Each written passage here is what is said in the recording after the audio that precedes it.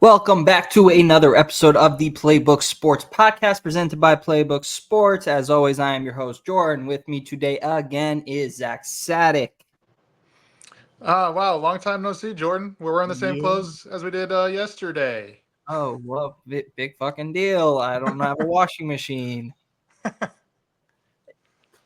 Like last episode, we did the top 10 NFL quarterbacks. Today, we will continue with the top 10 NFL running backs. That one's going to be so much fun. I'm shaking. You want to jump right into it? Yes, but important distinction, just like the quarterbacks in the last podcast, this is not fantasy rankings. This is top 10 NFL running backs heading into the 2024 season. And much like the quarterbacks, I feel like the number one spot is consensus. Kind of solidified. If nobody has this, then again, like I said last episode, you are an idiot. Christian McCaffrey. Right. Clyde Edwards-Helaire. Oh. Somebody's stupid. Yes, Christian McCaffrey. No doubt. I know. I hate his beautiful fucking face. Why does he have to do everything? The funniest thing is for fantasy, the guy in my league that has Christian McCaffrey never fucking wins, so I don't even give a shit. I mean, when he got traded to San Francisco, I assumed he would drop off. So did I. He did everything in Carolina, and going to San Francisco, they already had a stacked team. They had guys that did everything. Deebo Samuel was wide receiver / running back superstar. They have Brandon Ayuk. They have an incredible offensive line that gives Brock Purdy a million days to throw. But he still does everything. He does more. He does more. He went there and made it his team. That's his team. He made a good team, his team. Insane. Dude's putting on for the blondes.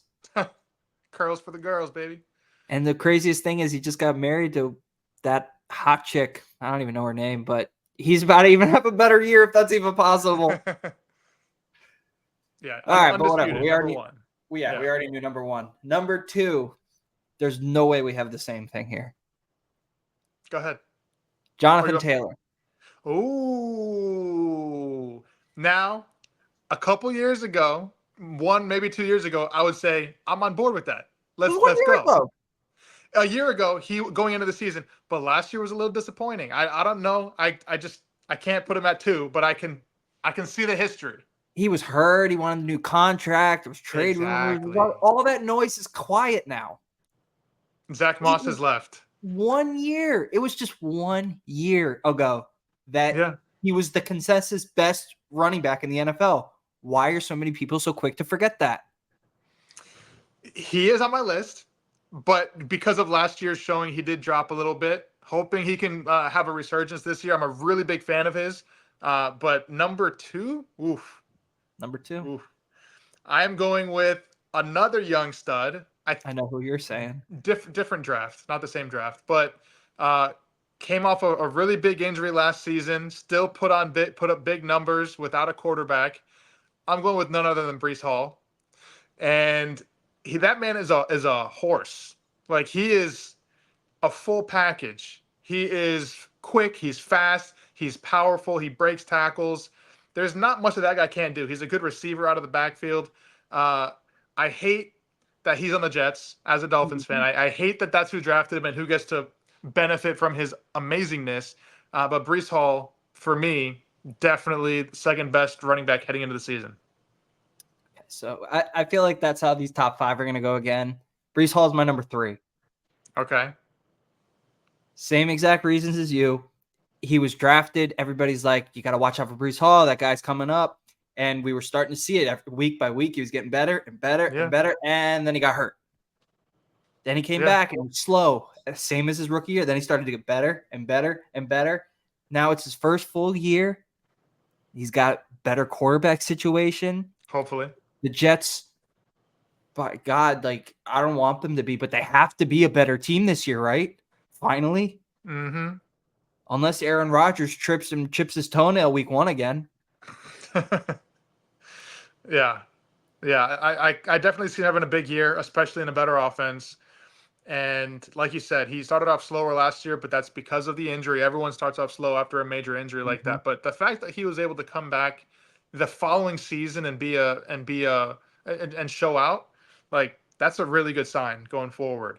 For me, my number 3, Bijan Robinson. Oh, damn. So he had a good season. He It did. wasn't an electric rookie season, It was not.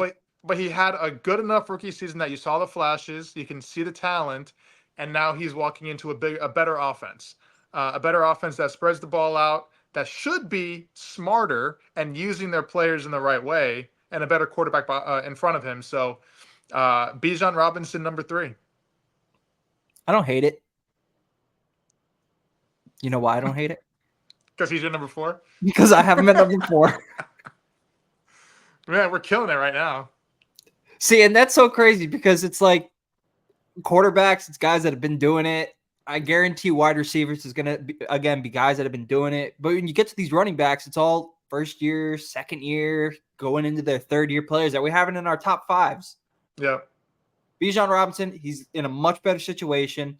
That terrorist of a coach they had is gone. They're finally going to use him. They're going to use Kyle Pitts. They're going to use Drake London. They're going to use all those guys. Kirk Cousins will get him the ball. We saw what Dalvin Cook did with Kirk Cousins. And I would argue, and I'm not even going to argue, I'm just going to fucking tell you, Bijan Robinson is better than prime Dalvin Cook. Yep. That's interesting. We have to see that, but it's possible. Different type of freak. I guarantee it. I will put my Judaism on it. All right. Let's see how that turns out. I'm gonna guess my number 4 is your number 5. I'm going with Saquon Barkley. Motherfucker.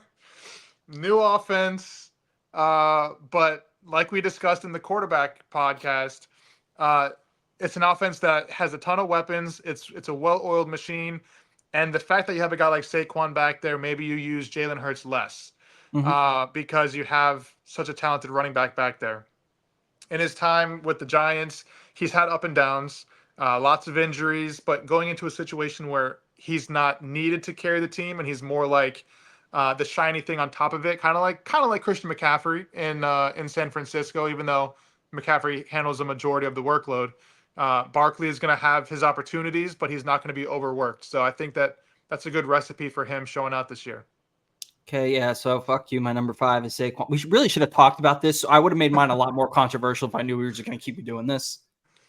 But Saquon, and I think we've seen that with the Giants, all the good years he's had, even if we're expecting the offensive line in Philly to take a drop off now that Jason Kelsey's gone, he's proven that he doesn't need a top-tier offensive line to produce. They like to run the ball over there. Oh, yeah. They're going to get him the ball.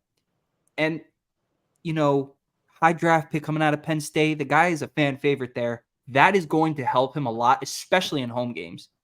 I saw a video. They're like, how do you feel that everybody already has your number 26 jersey? And he goes, he's like, I feel like a lot of that is Penn State fans. He's like, because if I were a fan, he's like, I would have Jalen or A.J. Brown, but they all have him. Because it's like the hometown kid coming home. That is a good point. But he is the shiny new toy for sure. And, gosh, I was going to say something, slipped off the tongue. So happens. But it is. Yeah, don't get old. And so bringing it around full circle here, who's my number 5? Jonathan Taylor. Jonathan Taylor. I'm a huge fan, like I mentioned. I got to see him get back into that prime conditioning and prime play that we saw a couple years ago. But when he's on, there's not many running backs as big, as strong, as fast as he is. I can't wait for the comeback season for Jonathan Taylor, and I look forward to it. I guarantee at the end of this year, Jonathan Taylor's going to be your number 2. I hope so. I'm looking forward to it. Shout out Fantasy Focus. You want to do a board bet? Put it on the board. Put it on the board. Okay. You start with your number 6 because I'm sick of you spoiling my list. Okay, fair enough. Number 6 is an interesting one. I'm going with Jahmyr Gibbs. Samesies? Yeah, six through 10 got really fucking hard. It did. Like It really, did. really hard. I feel like 6 and 7 was all right, and then 8, 9, 10 is like I'm pulling guys. I don't know. It just got to figure it out. I'm telling you, 7, 8, 9, 10. I made all these lists in like maybe 2 minutes. 7, 8, 9, 10 took me like 30 minutes. I was like, okay, what the fuck? Like, Yeah, it gets tough after 5 for sure. But Jahmyr Gibbs had a great rookie year. They brought him on slow. They were giving the ball to David Montgomery. But when he had his opportunities, the guy was a baller. And down the stretch, they started feeding him more, which leads me to think that he's the main guy going into next year. He is going to be the one, carrying it 20, 25 times a game. Maybe Montgomery gets some goal line touches, but Jahmyr Gibbs is going to be their guy. I still think the Lions are going to run a committee. That's typically what they do. They have this ultra uber talented young running back, and then they either defer to the older guy or they just completely split them. Mm-hmm. Same thing with Swift and I don't even remember Jamal Williams. Yep. So Jahmyr Gibbs definitely warranted to be number 6. Talent's there. I drafted him high in every league and I traded him in every league and I hate my life for it. I was very impatient. You would never believe that I'm a good gambler because I'm actually really good at it. But number 7. God, I hate this list. I'm going to go Derrick Henry. Oh, the old man has entered the chat. Yes. I know age with a couple of these guys is going to start making its way up there. But until we see it, can we really take Derrick Henry out of the top 10? He has shown no signs of a fall off. He's now on a much better team with a much better offensive line who we've seen love to run the ball. Gus Edwards was top 5 in touchdowns last year. What the hell is Derrick Henry going to do there? Yep. Derrick Henry may break NFL records next year. Unless the age is the factor, like people are saying. He is on my list. He is a little bit further down. I'm not going to give it away now. On your list. He's on my list. So I'll save my commentary for when I get to him. Okay. We're at number 7, right? Yep. Number 7. Getting a little bit older, not Derrick Henry old, but I'm going with Alvin Kamara. Okay, he's up. AK-47. He obviously lost a step, since he was younger, since he was, going crazy as a rookie and a sophomore. But the guy is just consistent. As long as he's healthy, he's always capable of giving you those 4 touchdown games. Mm-hmm. He catches. He's a great runner. Like there's not much weakness in his game. As long as Derek Carr can get the ball to him, he's going to put up numbers. I will also save my commentary because I have him on my list later on. All right, number 8. Hit me. You want me to go? Yeah, who you got? Please be the same. I'm curious if you have this guy on your list at all, because I love this guy. Kenneth Walker III. He's my honorable mention. Oh, man. Kenneth Walker, I see shades of Jonathan Taylor with him. He's so big and strong for a running back, but he's also fast at the same time. Like, if it wasn't for injuries, and I think it was his rookie year or his second year, he would be considered a top 5 consensus running back. But he's dealt with injuries. He's dealt with competition. They can't stop drafting running backs up there in Seattle. But just the talent level, Kenneth Walker gives you everything you need in a running back. If they were to feature him, he could be a record breaker. Like he is so talented. I like that. And now I'm sad I don't have him in my top. I literally have him at 11 because I had him in my top 10 and I kicked him out for number 10. Well, we know that there's going to be a controversy here because there's going to be someone on your list that's not on my list. And I think it's this one. No, actually, you definitely don't have my number 9. I got Josh Jacobs at 8. Ooh, I don't have Josh Jacobs. So you definitely don't have 8 Josh or Jacobs. 9. I like Josh Jacobs. The guy's a stud. And I think what we've seen from him in Oakland or Vegas, wherever they are now, he's in Green Bay, and we've seen Aaron Jones put up numbers there. We've even seen A.J. Dillon put up numbers there. Now you're getting a guy who's a pure runner. He can catch. I think Josh Jacobs going to Green Bay may end up being the most sleeper move of this offseason. And I'll give you that. It could very well end up being a sleeper move because it happened super early. Like there wasn't much fanfare about it. But it definitely could explode. But that's the thing. I need to see it first before I put him in the top 10. I said I'm good at gambling. Yeah, you're right. Most of Jacobs' career, like he did have that 1 year where he just went the hell off and led the league in touchdowns and came out of freaking nowhere doing it. Mm-hmm. But most of his career has been kind of inefficient. He was like a middle of the pack. He was good his rookie year, then middle of the pack a couple years. Then there was that blow up year, and then last year the Raiders as a whole were just a shit show. Because it felt like they tried for years to just feed him the ball and let him do stuff, and he was, sub 4 yards a game, and he would get the yards because they're feeding him, but it wasn't like he was really doing much with it. And then he blew up, and then now he's changing teams. So we'll see. I mean, Aaron Jones didn't. The main reason I don't consider him top 10 yet is because last year in the Jordan Love era, the first year of the Jordan Love era, neither of their running backs really did anything. Well, Aaron Jones was hurt most Aaron of the Jones year. was hurt, but then where's A.J. Dillon? Squatting. So, I mean, like, that's the thing. I don't know why it zoomed out like that. That thing is tripping me out. It looks like you're on a swing set. It's the auto capture feature or something like that. But I was disappointed in the running backs last year. I knew that Aaron Jones had some injury history and potential injury struggles. So in fantasy, I had AJ Dillon in most of my leagues, and was really disappointed to see that he really didn't do anything even when he was supposed to be the primary guy. So I'm hoping that offense can allow Josh Jacobs to kind of reemerge. But the only reason he's not on my list is because I need to see it first. All right, so you have Kenneth Walker at 8? Yes. All right, so number 9? Number 9, that's where I'm putting Derrick Henry. I was about to say, you definitely don't have my number 9. Okay, well, I have to wait and see who that is. But Derrick Henry, you hit the main things. He's a monster. He's huge. The thing for me is that, and I love comparing. I compared Kenneth Walker to Jonathan Taylor. Like, I just love seeing comparisons in these players. I see a lot of the Saquon Barkley situation in Derrick Henry. I thought you were going to compare him to like a Jeep Cherokee or some shit. You could.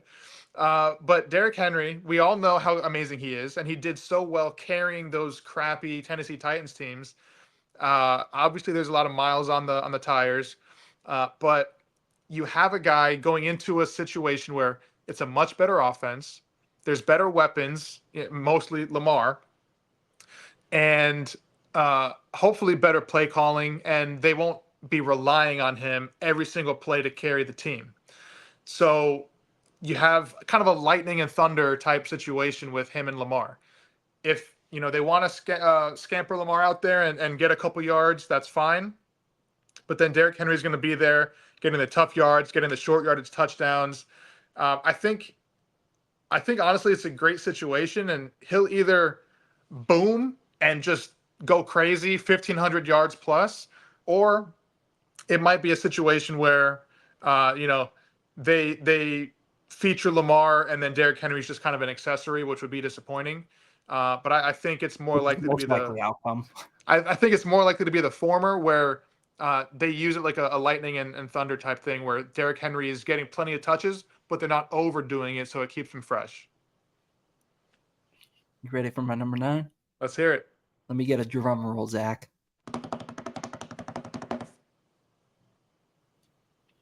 Kyren Williams. Wow, you know what?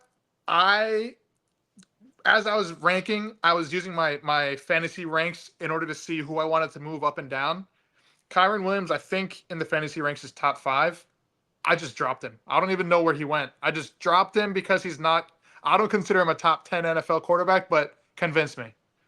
going into the year, like based off last year, if you're going into this year, seeing what he did when healthy, the guy was walking 150 for 2 touchdowns.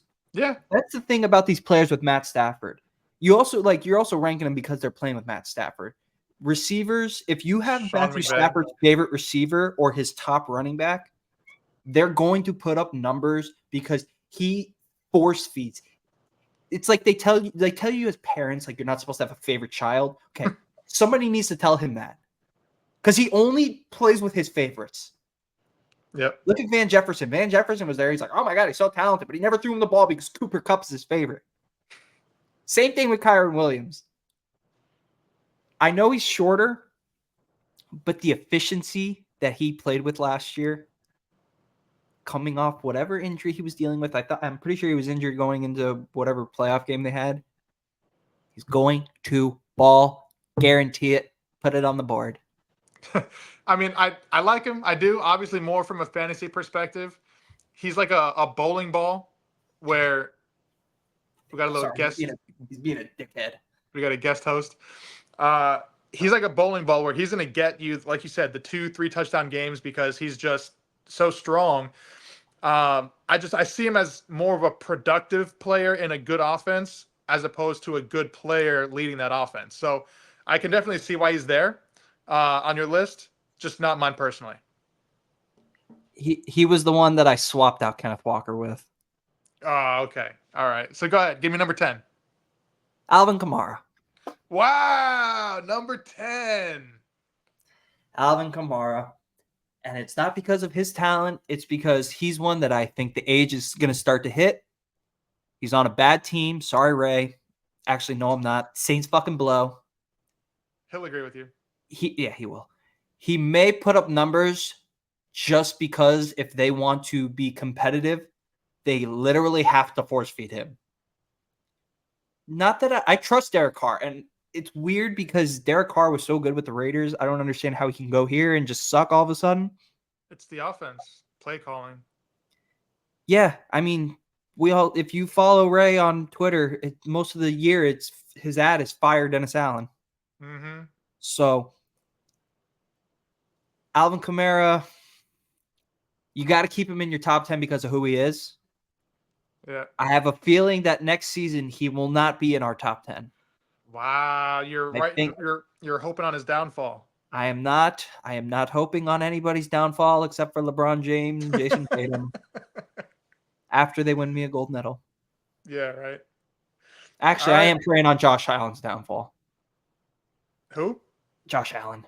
Josh Allen. Yeah. You and me both. All right, hit me with your number 10. That means your 10 is not the same as mine. My 10 is different than yours. And this one was interesting.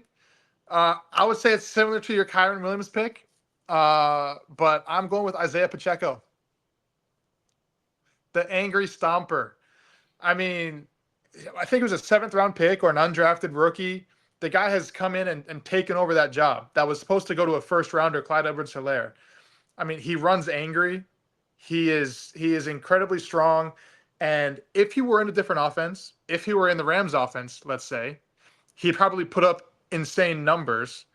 But being in the same offense as Patrick Mahomes, your opportunities are kind of limited. I love what he does. He's like a Russell Westbrook out there. He's just angry at all times, running through you. Comparison, right?